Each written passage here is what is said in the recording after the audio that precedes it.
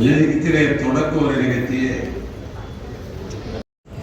பகுத்தறிவு மென்மேலும் வளர்ச்சி அடைய வேண்டும் என்று சொன்னால் புத்தகத்தை படிக்க வேண்டும். நான் புத்தகத்தை படித்ததால் தான் நான் பகுத்தறிவாளர் தான் ஆனேன். இல்லைன்னா நான் பகுத்தறிவாளர் ஆயிருக்க முடியாது. நான் புத்தகம் தான் அதற்கு காரணம். வாசிப்பு வெற்றிகரமாக இருந்தால்தான் மனிதன் வெற்றி அடைய முடியும், வெற்றியை உருவாக்க முடியும். பொது அறிவு தரும், வாழ்க்கையை நம்ம வளமாக வைத்துக் கொள்ளும்.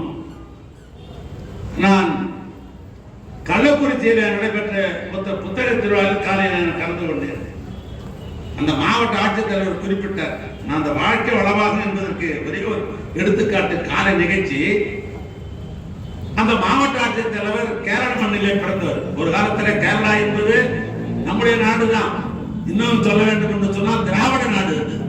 திராவிட நாடு என்று சொன்னால் சென்னை மாநிலம், கேரள மாநிலம், கர்நாடக மாநிலம், ஆந்திர மாநிலம் நான்கு சேர்ந்தான் திராவிட நாடு. ஆனா கேரளா ஏதோ புதுச்சேன்னு நினைக்க வேணாம், அது நம்ம நாடு தான். அந்த கேரள நாட்டிலே திராவிட நாட்டிலே பிறந்த ஆலப்புழைக்கும் பக்கத்தில் பிறந்த இந்த பிரசாந்த் ஐஏஎஸ் என்கிற அதிகாரி ஒரு கன்ஃபர்மேஷன் ஸ்டேட்மெண்ட் கொடுத்தார். என்ன கொடுத்தாருன்னா, நான் எங்கோ ஒரு கிராமத்தில் பிறந்தவன், என்னுடைய முன்னோர்கள் எல்லாம் பெரிய படிப்பாளிகள் எல்லாம் கிடையாது, ஒரு கிராமத்தில் நான் பிறந்தவன். சாதாரண கிராமத்தில் பிறந்தவன் பக்கத்தில் இருக்கிற நகரத்திற்கு சென்று தினமும் அன்றாடம் நான் நூலகத்திலே புத்தகத்தை வாசித்தனுடைய விளைவு என்னுடைய மூளை விரிவாக்கம் பெற்றது. அதன் மூலமாக நான் ஐஏஎஸ் அதிகாரியாக நான் இன்னைக்கு தேர்ச்சி பெற்று ஒரு மாவட்ட நிர்வாகத்திற்கு நான் வந்துகிறேன் என்று சொன்னார். அதற்கு எனக்கு உந்து சக்தியாக இருந்தது நூலகம் தான். அந்த பிபி ஏன்னா மருத்துவருங்க இருக்கிறாரெல்லாம் சொல்றேன். அது மாதிரி தாண்டவர்களுக்கு வேற ஒன்றும் வேணாம், ஒரு அரை மணி நேரம் புத்தகத்தை எடுத்து படிச்சு பாருங்க, பிபி தனியாக பாருங்க.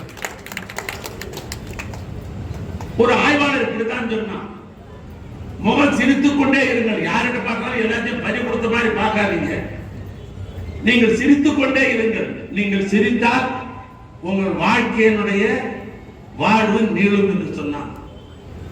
இன்னொருவர் சொன்னான், ஒரு ஆய்வாளர் சொன்னான், இது போன்ற பொது நிகழ்ச்சிக்கு போனால் யாராவது பேசினால் இரண்டு கையில் தட்டி தட்டி நீங்கள் தட்டினால் உங்க வாழ்க்கை ரொம்ப நேரம் ஆகும்.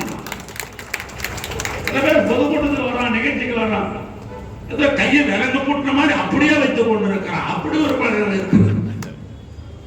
கையை தட்டினால் உன் ஆயுள் நீடும் என்று சொல்லுவது அந்த ஆய்வாளர் படித்த காரணத்தில் தான் சொல்லணும், படிக்கலாம் எப்படி சொல்ல முடியும்? ஆனால் மன அழுத்தத்தை குறைப்பதற்கு படிக்க வேண்டும். வாழ்வுக்கு வழிகாட்டி அதுதான். சில பேர் மேடையில சொல்லுவான், எனக்கு இதுதான் வழிகாட்டினவர், அவருக்கே வழி தெரியாதுங்கிறார், அவரு எப்படி இன்னொருத்தர் வழிகாட்ட முடியும்? யோசித்து பாருங்க. அவரே வழி தெரியாமல் தான் மேடையில தத்தளித்துக் கொண்டிருக்கிற போய் வழிகாட்டு அல்ல. வழிகாட்ட வேண்டும் என்று சொன்னால் புத்தகம் தான் வழிகாட்ட முடியும். ஏன்னா புத்தகத்தின் மூலமாகத்தான் பல்வேறு செய்திகளை, உலக பழக்க வழக்கங்களை நீங்கள் புரிந்து கொள்ள முடியும். ஆக வாசிப்பது என்பது அன்றாட பழக்கமாக நீங்கள் கொண்டு வர வேண்டும். நான் மனந்திருந்து பேசுகிறேன்.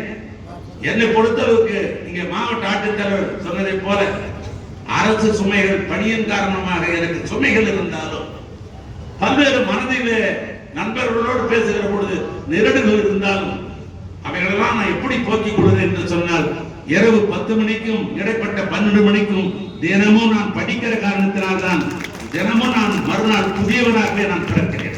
படிக்கவில்லை என்று சொன்னால் எனக்கு மன அழுத்தம் இருக்கத்தான் செய்யும். என்னுடைய வேலைப்படி அப்படி. ஆனால் என் வாழ்க்கையிலேயே நான் அதை வாசிக்கிற பழக்கத்தை நான் வைத்திருக்கிறேன். ஆக நம்மை இந்த புத்தகம் தான் நம்மை இணைத்திருக்கிறது, நம்முடைய உறவை இணைத்திருக்கிறது, பண்பாட்டை இணைத்திருக்கிறது, உறவு முறையை இணைத்திருக்கிறது, தமிழக வரலாறே இணைத்திருக்கிறது. நம்முடைய மாவட்ட கண்காணிப்பாளர் சொல்லுகிற பொழுது நூற்றாண்டை கணக்கிட்டார். நாம் 20, 21